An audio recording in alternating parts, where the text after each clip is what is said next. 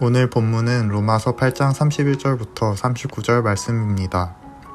그런즉 이 일에 대하여 우리가 무슨 말 하리요? 만일 하나님이 우리를 위하시면 누가 우리를 대적하리요? 자기 아들을 아끼지 아니하시고 우리 모든 사람을 위하여 내주시니가 어찌 그 아들과 함께 모든 것을 우리에게 주시지 아니하겠느냐? 누가 능히 하나님께서 택하신 자들을 고발하리요? 이롭다 하신 이는 하나님이시니 누가 정죄하리요? 죽으실 뿐 아니라 다시 살아나신 이는 그리스도 예수시니 그는 하나님 우편에 계신 자요 우리를 위하여 간구하시는 자시니라. 누가 우리를 그리스도의 사랑에서 끊으리요? 환난이나 공고나 박해나 기근이나 적신이나 위험이나 칼이랴. 기록된 바 우리가 종일 주를 위하여 죽임을 당하게 되며 도살당할 양같이 여김을 받았나이다 함과 같으니라. 그러나 이 모든 일에 우리를 사랑하시는 이로 말미암아 우리가 넉넉히 이기느니라. 내가 확신하노니 사망이나 생명이나 천사들이나 권세자들이나 현재일이나 장래일이나 능력이나 높음이나 깊음이나 다른 어떤 피조물이라도 우리를 우리 주 그리스도 예수 안에 있는 하나님의 사랑에서 끊을 수 없으리라. 아멘. 하나님은 우리에게 끊을 수 없는 사랑을 주시는 분이십니다. 세상은 그 사랑을 끊어보려고 우리에게 수도 없이 도전합니다. 오늘 본문에서는 우리에게 닥쳐오는 환난과 곤고와 박해, 굶주림, 헐벗음, 위협, 칼, 죽음, 삶, 천사들, 권세자들, 현재일, 장래일, 능력, 높음, 깊음, 그 밖에 어떤 피조물들을 언급하고 있습니다. 이 세상에서 우리가 당할 수 있는 모든 어려움이란 어려움은 다 언급합니다. 우리는 이런 것들을 결코 피할 수가 없습니다.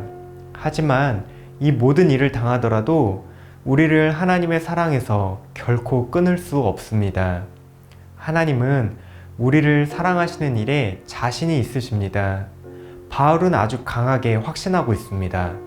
도대체 하나님은 어떤 분이시기에 이 세상 그 어떤 어려움 속에서도 그분의 사랑에서 끊을 수 없는 것일까요? 우선 오늘 말씀을 보다 입체적으로 이해하기 위해서는 바울이 자주 사용하는 논증 방식을 이해할 필요가 있습니다. 엔티메메라고 하는 논증법인데요. 바울 당시에 빈번하게 사용했던 3단 논법을 따르는 추론 방식입니다. 3단 논법에는 세 단계가 그 논리로 전개되고 있는데요. 첫 번째 단계의 원리는 일반적인 원리를 다루는 단계입니다. 예를 들면 봄에는 꽃이 핀다라는 보편적인 원리입니다. 두 번째는 구체적인 경우를 말하는 단계입니다. 누군가가 화단에 꽃이 피었다라고 말할 수 있습니다. 세 번째는 그에 따라서 결론을 추정하는 단계입니다. 앞선 두 단계를 통해 유추해 본 사람은 이렇게 말합니다. 아, 이제 봄이 왔나 보다.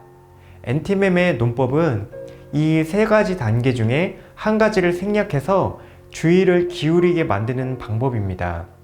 즉, 화단에 꽃이 핀 것을 보니 봄이로구나 라고 누군가 말을 한다면 봄에는 꽃이 핀다라는 일반적인 원리가 이미 전제된 상태에서 그것을 말하고 있다는 것을 알 수 있습니다. 이와 같은 논증이 오늘 말씀에는 3번이나 사용되었습니다. 찬찬히 바울의 말을 따라가면서 오늘 말씀을 통해서 하나님은 도대체 어떤 분이시기에 그분의 사랑에서 결코 우리가 끊어질 수 없는지를 함께 살펴보겠습니다. 첫 번째, 31절 후반부에서 바울은 이렇게 질문합니다. 만일 하나님이 우리를 위하시면 누가 우리를 대적하리요? 여기에는 구체적인 경우와 결론이 담겨 있습니다. 구체적인 경우는 이렇습니다. 하나님은 우리를 위하신다. 결론으로는 누구도 우리를 대적할 수 없다입니다. 이 말 속에는 일반적인 원리가 숨어 있습니다. 그것이 무엇일까요? 바로 하나님은 이 세상에서 그 누구도 이길 수 없이 강한 분이시다라는 사실입니다.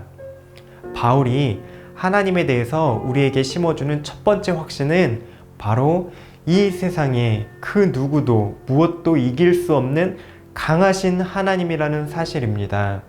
두 번째, 32절에서는 자기 아들을 아끼지 아니하시고 우리 모든 사람을 위하여 내주시니가 어찌 그 아들과 함께 모든 것을 우리에게 주시지 아니하시겠느냐라고 말합니다. 여기에도 구체적인 경우와 결론이 나와 있습니다. 구체적인 원리는 하나님은 자기 아들을 모든 사람에게 주셨다입니다. 결론은 모든 것을 우리에게 주실 것이다 입니다. 그렇다면 여기에 바울이 강조하고 있는 일반적인 원리는 무엇인가요? 바로 자기 아들을 주는 것보다 더 큰 사랑은 없다입니다. 그렇습니다. 하나님의 사랑은 바로 자기 아들을 우리에게 주신 세상에서 가장 큰 사랑입니다. 세 번째, 33절과 34절 상반절입니다. 누가 능히 하나님의 택하신 자들을 고발하리요? 의롭다 하신 이는 하나님이시니 누가 정죄하리요? 여기에서 드러나는 구체적인 경우는 하나님이 우리를 택하시고 의롭게 하셨다입니다. 결론은 하나님 아래 그 누구도 고발하거나 정죄할 수 없다입니다. 여기에 숨어져 있는 강조되는 원리는 이렇습니다.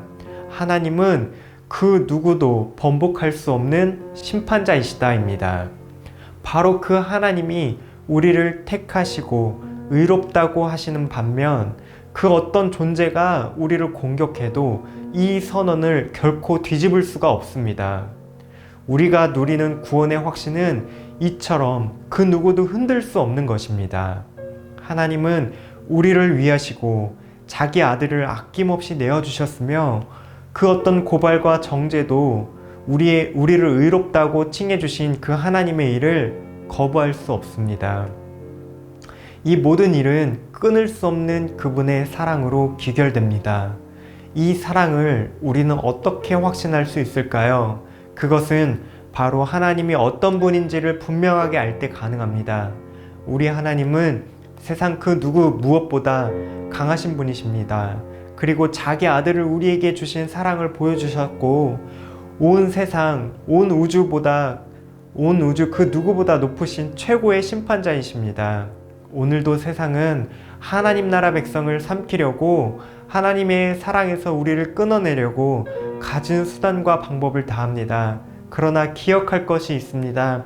세상에서 가장 강하신 분은 바로 우리 하나님이십니다. 그분이 우리를 위하십니다. 그분의 사랑 아래 우리는 안전을 누릴 수 있습니다. 하나님은 우리를 대적하는 질병과 고통과 모든 죄의 건세에서 우리를 붙들어 주십니다. 또한 이 세상에서 우리의 소망과 자원이 사그러들 때에 자기 아들을 주신 분께서 우리에게 세상을 이길 힘과 은혜와 모든 필요들을 공급해 주십니다. 또한 우리가 연약해서 죄로 인해 날마다 넘어지고 쓰러질 때에 사탄이 우리를 정죄하고 참소해서 죄책감이 우리를 짓누르도록 만들 때에도 우리의 견고한 구원의 확신은 결코 잃어버릴 수 없습니다. 그리고 담대히 하나님 앞에 언제든지 나아갈 수 있습니다. 이것이 바로 오늘 말씀에서 바울이 말하는 끊을 수 없는 하나님의 사랑입니다. 오늘 말씀을 기억하시면서 함께 기도하시겠습니다.